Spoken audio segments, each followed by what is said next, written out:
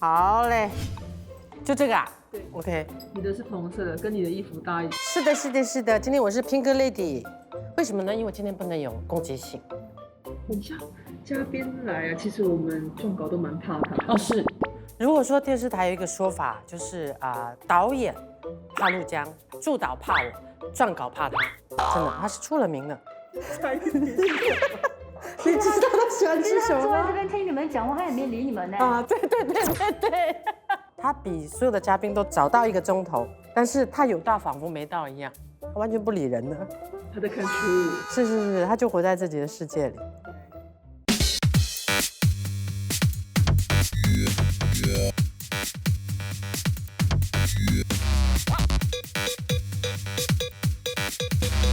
全听你说。胡良，你可以进来了。哎，你上台之前你是在读书，你很没有那种准备的心态。不是你们有一个开场吗？不是，开场我以为有个开场白吗？一直在讲你坏话。有个 opening link 吗？你很油，你要不要抿一下？我等你录完，所以啊，我还没有补妆啊，这些都哦太好了，现在都对啊，直接。你有化妆吗？你有穿帮的感觉，有，你看。先吃一点东西，我们特地为你准备还有吃的。我跟制作组说你喜欢吃开工饭，对对对，对不对？不是，而且还有一点，我必须要跟大家一起吃，我不能一个人吃。为什么？我觉得一个人吃，哇，我很喜欢，哇，我很喜欢，像个小孩子。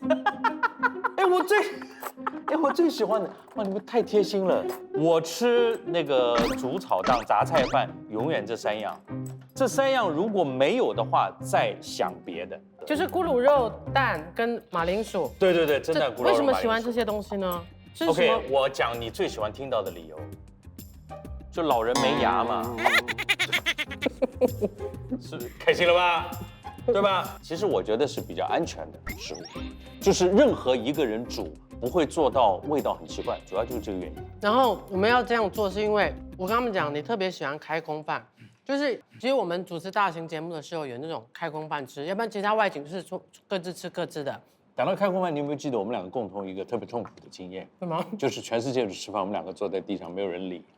就很多年前是吗？对啊，反正那场很大的节目，对吗？有很多艺人，对吧？然后所有的艺人都被有人专人带走了嘛。然后我们2个站起来跟在后面一起走的时候，被某人拦下。对，然后拦下。他就讲说，你们不属于我们这个安排的是吧？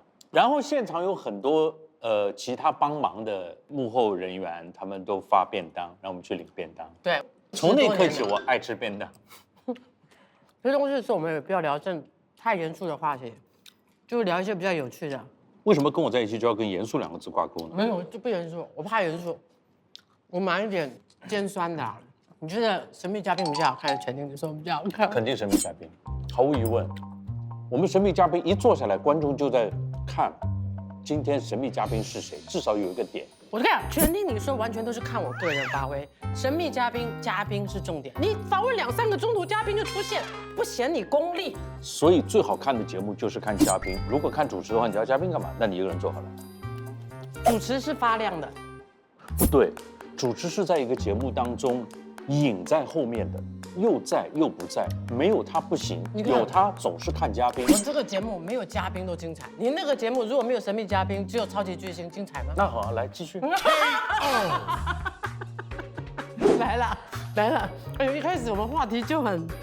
我那个节目啊，我刚才说了嘛，我100%需要嘉宾。我那个节目是我一定要想办法让嘉宾变得精彩。我更有本事的怎么呢？模仿郭亮，有谁敢？你懂我们做了多少功课吗？你不要害我，你不要挖坑。我从去年就开始做功课了。你应该讲你18岁就做功课，对吧？从我们合作，你是不是18岁？20。对。哎，你记不记得我有没有跟你讲过，第一眼看到你非常高？没有，我讲错。第一次看到你，我没有讲错。第一次看到你非常高，第一次合作你非常可爱，有个区别。后来我知道那种高是矜持。哎，你其实比较可爱。几十年之后，发觉你失去了唯一的可爱，就是矜持。高傲还在，而且越来越高。你知道我第一眼看到你的时候是什么？你知道吗？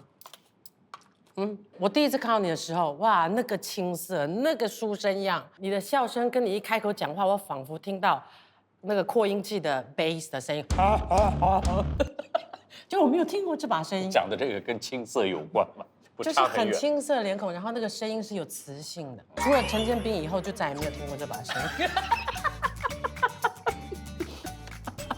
对吗？你吃这样有吃饱吗？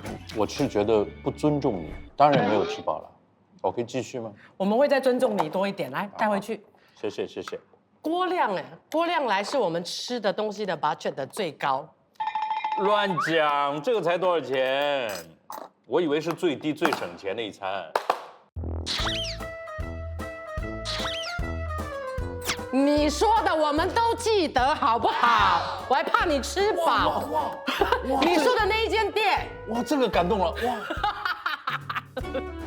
对吧？ ！Oh my god！人家我们还要热腾腾的来，不能太早到。哇！你12点半杵在门口，我们北京烤鸭不敢来。这个哦，真的太同意吧感动了，因为很奇怪，我其实啊，如果要说哪样食物特别爱，其实说不上来，这个还真的算一道。为什么会是北京烤鸭？就没有理由了。我我吃到什么地步？我在北京如果出差或者是去玩，我可以每一餐除了早餐、们先包一个吧午。餐跟晚餐全部吃烤鸭。这种挂炉烤鸭哈，真的是很香。它要做到好吃的，你看外面脆，当中一点点油，下面是肉，然后还有点不是很粘连在一起的，有点撑开的，那个真的很好吃。包上饼、葱，糖呢就是刚开始刚烤出来，鸭脖这边几块皮，蘸白糖吃。这个饼啊讲究是要饼能印字，就是它的厚薄好的这个饼啊，按在字上面能看得出下面的字。如果每一个艺人嘉宾他哎呦们点的食物，很心动像他一样都有故事，啊，有深度。除了味道以外，还讲得出它的典故。一点都不深度，你上某一个网站都看得到。每个人都看到，但不一定会知道。所以啊，我大概能讲一点，是因为爱吃嘛，这不是吹的嘛，就是因为爱吃嘛。我想先问你哦，这么多搭档，最有默契的是谁？肯定你啊，这毫无疑问，这需要问吗？啊，最喜欢跟谁搭档？这是同一个问题啊哦。当然喜欢跟最有默契的人搭档了。你觉得新传媒还有谁可以跟你搭得到？就除了你之外，是不是这意思？你看 Jenny， 我跟他讲，我问过了这几个问题，他讲不一定哦，他不一定会这样讲，他只有说你是之一，可能会有别人。各位观众，我现在要光明正大告诉你们，这是我这一辈子从一个男人口中问的那么多道问题，每一句都是你，而我真信，我跟你讲，很多人都说我们卡在前面，前浪不死。还有一句话，我最近听了，我觉得很棒。原来说这个什么长江后浪推前浪，对吧？前浪死在沙滩上。现在有一句话，前浪还想浪一浪。我觉得很棒。于是我想继续浪，那怎么样？现在这个是 market 就有这种讲法，你们老人让一让，给年轻人上位，然后大型节目给他们做，你觉得怎么样？我可以啊，没有什么不可以啊。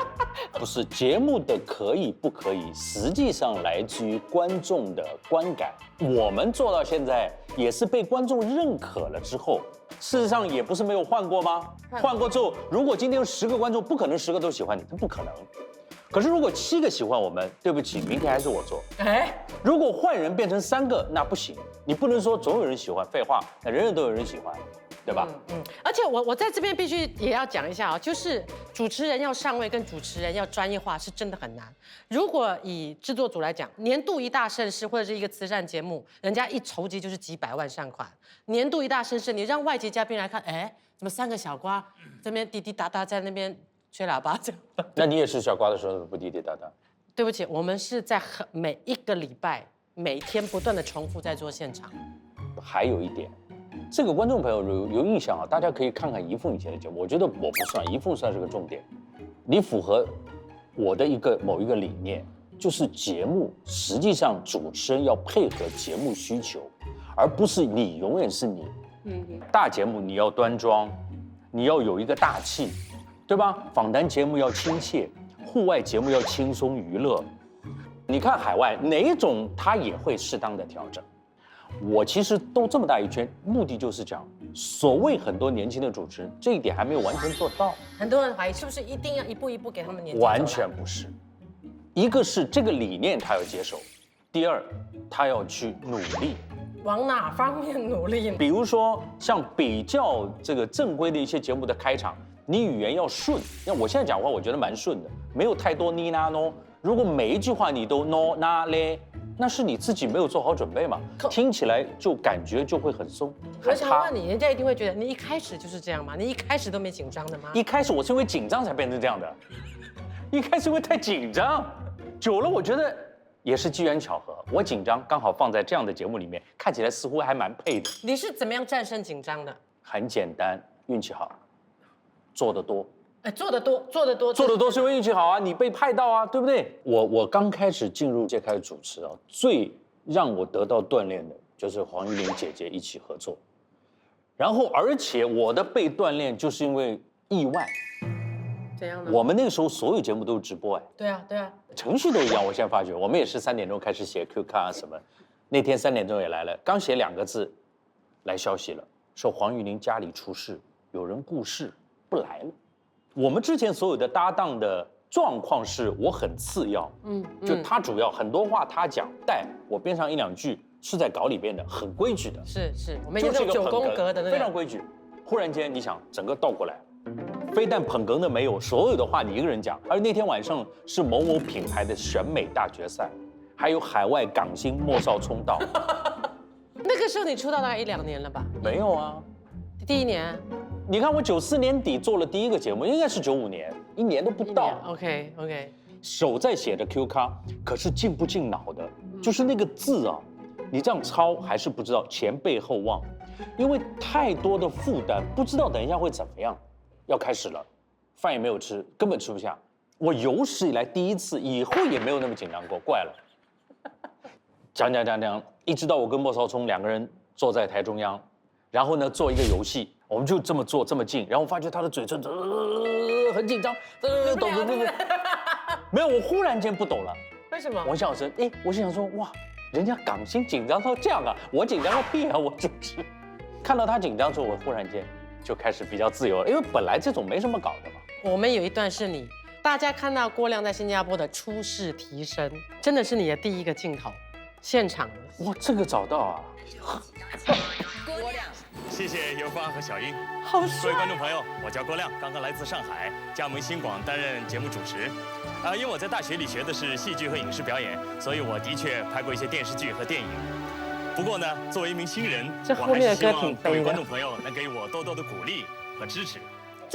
这个是当时都只有是现场。对啊，他们出镜嘛在疑问叫我就来一段啊。对你想看看，如果现在我们要照顾新人、保护新人的话，我们就是预录啊，包准你无差错，不被观众骂。现在社交媒体又这么频繁，对吗？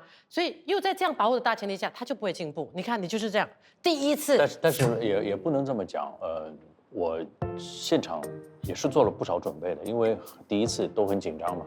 那我问你啊，主持、背稿跟基础华语哪一个比较重要？其实应该这么讲，你有了一定的语言基础之后，背稿肯定就变得简单了，因为你的语言自己可以组织啊。所以你是在圈内出了名的背稿快又强又记忆力好厉害，他可以一个人在舞台上滔滔不绝的讲了大概，我先给你们看一下片段，我再跟你们讲了多久。中国流行曲上有个响当当的人物，他就是金嗓子周璇。周璇原名叫小红。而且他们说你的台词是非常复杂、非常大家难讲。看啊，这个没有剪过，他一个景别看到没有？对啊，就是没剪接，而且你的话稿是很难讲的话稿，快转都已经50秒了哦，而且是快转3倍，导演快转3倍，你一个人在嘎背完它，你看那个眉毛也没有稍微停顿或者是怀疑一下。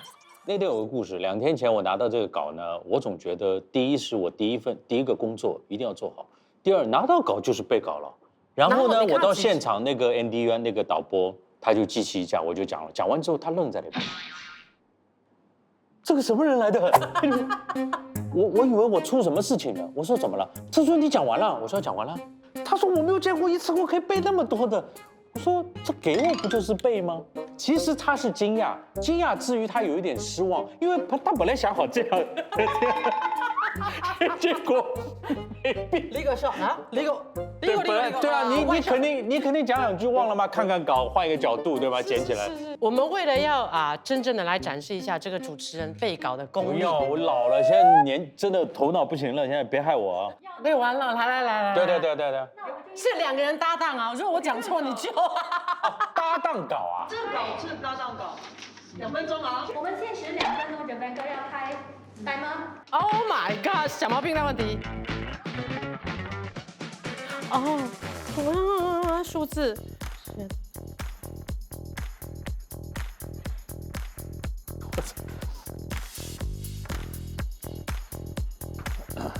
我的时候我很紧张哎，我想站起来肝脏，坐着。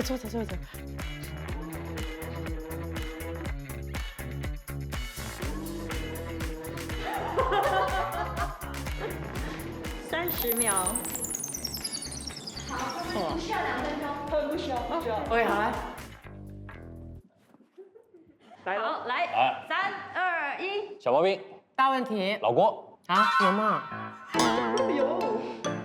不看前面，对不起小毛病，大问题，老郭，小郭，什么？小凤啦，小凤郭，你郭什么郭啊？你也姓郭啊？ OK，来，小毛病第3次了啊！小毛病，大问题，老郭，小凤关心你。是的，哎，其实大家刚才看到的片段，我就饰演这个肝脏，就是在人体里面非常辛勤工作的肝脏。是的，其实肝脏呢，它就不像心脏一样啊，它可以不像心脏一样可以咕咚咕咚的，或者是像我们胃一样会嗡隆嗡的有这个叫声，它是沉默的一直在帮我们工作。可是，但它一旦发生问题的时候呢，就是致命的伤害了。对，所谓发生问题就是癌病嘛。大家知道，其实癌症啊，还是现在最主要的杀手。目前新加坡癌症比例来讲啊，达到28%的这样一个程度啊，是所以这个癌症是非常需要大家引起大家注意的。所以这样说就是说，每10个人当中呢，就有3个人会是患癌的，哇哦而且这也是男性的致命杀手。他一旦癌症发生肝癌发生的问题呢，就是非常惊人的。是的，那么在这个男性的癌症当中呢，有几个癌症是引起大家注意，或者说罹患的风险都比较高的，比如说肝癌啊、直肠癌啊、前列腺癌啊、肺癌啊等等这些都是比较多男性人引发的癌症。看什么？继续。没了，我们要请黄博士。什么？还差很多，还有一没段。了，还有一大段。哪里？你刚刚抢了郭亮。我刚抢了郭亮的台词，哇，不行啊，郭亮太厉害了。他讲早呢，黄博士，下面还有肝细胞里面分2种肝脏里面分2种，肝细胞、内膜细胞，对吧？肝细胞容易发生癌变。那么接下来我们请到中医师黄博士给我们详细的谈一谈。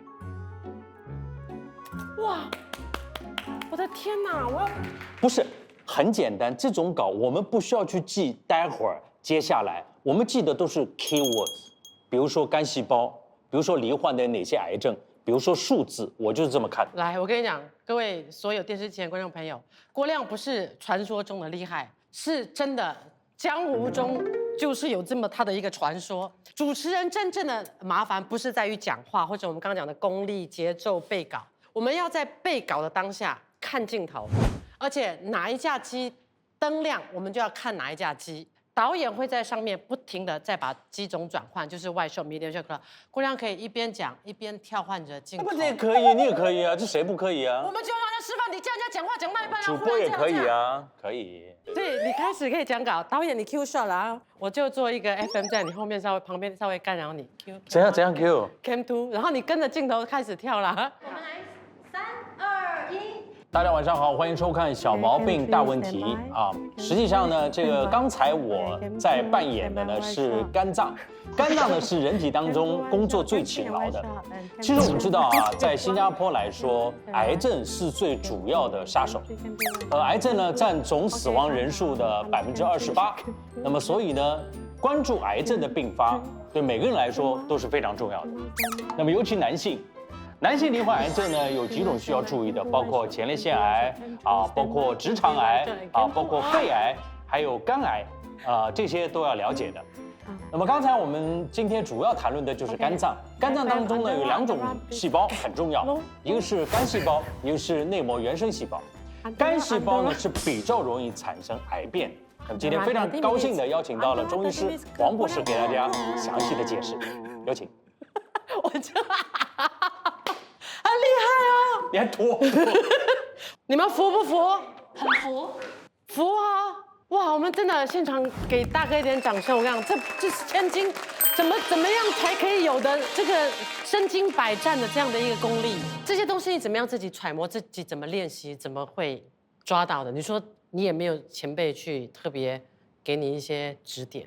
你问得很好，应该是刚开始，我觉得全靠我自己想象，我觉得应该做得不好，慢慢，但是我维持一点，我不喜欢假的，我看到过假的，就是在演一个主持人，对不对？对，我希望真情实意的，因为将心比心，就拿捐款举例子，如果我今天真的打算捐的话，我真的想听到是很真实的东西，对吧？我其实不需要看到眼泪。你哭有什么用啊？重点是你传达的信息跟那种呼吁的情感要真诚真挚，这给人家的一个心理暗示就是说你的钱捐的真的帮助到了，也真的可以到那个人手上。这些东西都是你自己在家里想的，你揣摩的，你设定了，那你就觉得这样做。对，我常常也会这么安慰年轻人，就是啊，语言能力不是特别好没关系，反应最重要。对啊，没错。什么人适合做主持人？他需要具备几大条件。OK， 什么？最重要的有2点，一个天生具备分享欲。我跟你讲，具备分享欲的人，他一定有一定的语言能力，因为很多人没有。我不知道怎么讲。你看，这个他做主持人就从先天条件来说就差一点。然后我觉得一个主持人最重要就是他的反应跟好奇点要对。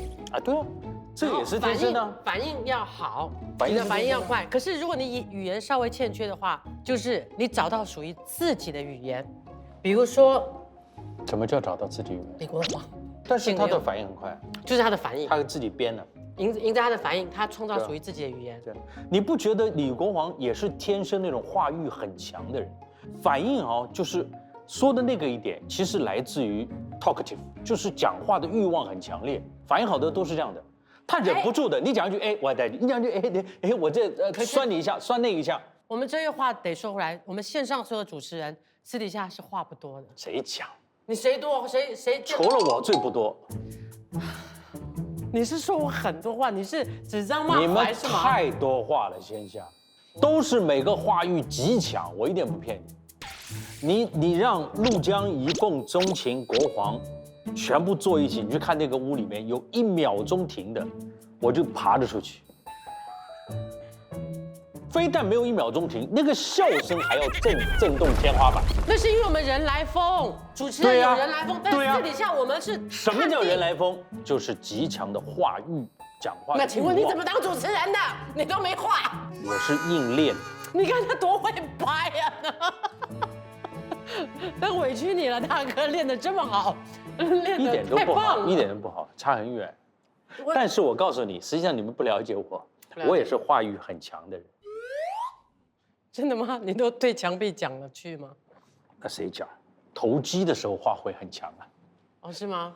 其实我知道你一开始你也不是表演欲那么强的。第一是因为你是考上了上戏，第二郭亮以前他其实是一个大舌头。所谓的大舌头是怎么样的一个？真的大舌头。所以我妈妈不讲，我妈妈单位同事见到我都是冬天看到我就过来，你穿几条兔子？穿5条兔子，有棉毛兔了、棉兔了，什么短兔了、长兔了。这怎么好呢？怎么可？突然间，我是突然间哈。怎么天才都是突然间的？就是有一天会说我的名字，因为我的名字我念多亮的，我不会念郭，哥都不会念。到底是什么原因啊？舌头大嘛，后来肯定是发育嘛，它长回去了嘛。我们的救星郭亮让你看到成功人总是。所以我的意思是说，这个平凡的孩子不是小的时候，他有一些这样那样的问题，有的不要来不及的就自卑啊，或者说来不及就做很多辅导啊，有些可能就是长身体自然的，他可能就会好。你有没有朋友？说真的，就是少。你的生活范围没朋友，你这话问的是骂人嘛？你很多吗？不多。你的生活，大家不要看怡凤这个，我告诉你，我必须要讲一个秘密哈。所有人对于怡凤的性格了解，觉得这是广交天下好友，错误。你敢实话实说，对不对？你在新加坡1到6，除了工作之外，你见朋友见多少？多不多的，我觉得。 OK，那这样好了，郭亮，而且你是不是也没有兴趣说 arrange 一个饭局啊？没有，真的是没有，所以我们俩没有在外面吃过饭。没有，没有你们俩认识多久？ ，20多年，很30年，我们认识20-30年，从来没有2个人单独喝杯咖啡都没有啊，除了工作期间哈，有时候休息时分不算，没有单独特意约，是因为刚好我跟一凤性格都是不约的。我相信我如果哪天约你，或者你约我，很认真，有事儿，没事儿，哪怕就是一凤明天吃螃蟹去吗？你肯定会去。如果你打给我，我也肯定会去。但是好巧不巧，性格就是，因为我是这样的，有人约我，如果是朋友，我会去的。我想不起来去组织一个或者约谁。其实老实说，要约郭亮是简单的，对啊他不尽然是那种，让你觉得我不交朋友，只是就没人敢。什么叫没人敢有我就必须得用这个形容词，没人敢，因为你知道为什么吗？你这样节目出去之后，更没人叫我了。反正你都习惯，你知道吗？因为很多人就是这么一说，就是说要跟你出去要做功课的，要先了解一下时事，现在谁做总统，哪一个国家发生大事。这个对啊，就聊点对啊。我关心国际政治。跟你出去的人，如果3两句搭不上话，你还有兴趣吗？没有，哎，那就是那别约，你也别约我。别说3两句搭不上话，是同一个朋友，如果1个礼拜超过2次，我也觉得很夸张。但你大部分时间在干嘛呢？看书呀。这个实话实说，大家知道我喜欢读书，可是我很晚才爱看书的。哎，几岁？很多人不知道，我现在就跟我孩子老说，我说，阅读是个很好的习惯，运动也是很好习惯。这个人活着有很多好习惯，但是我奉劝大家早一点培养自己的习惯。你几岁开始培养？ 30岁以后哎， ，35岁大概。如何去培养读书的好习惯？我觉得从自己喜欢的书读起。那要问什么叫喜欢的书？我觉得从小说起。你不觉得精彩的小说，你可以先从畅销书，千万不要小看畅销书。为什么要小看呢？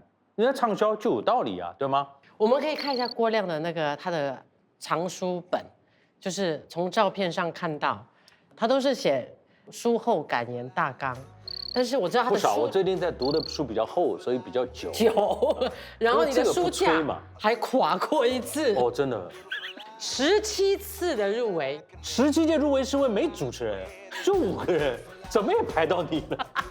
我当时心里只有一个念头，神经病，我放线我就死了。人怎么能死呢？拍戏有个病重要，对不对？你也可以上 Millicent 免费随心选听，全听你说加料版。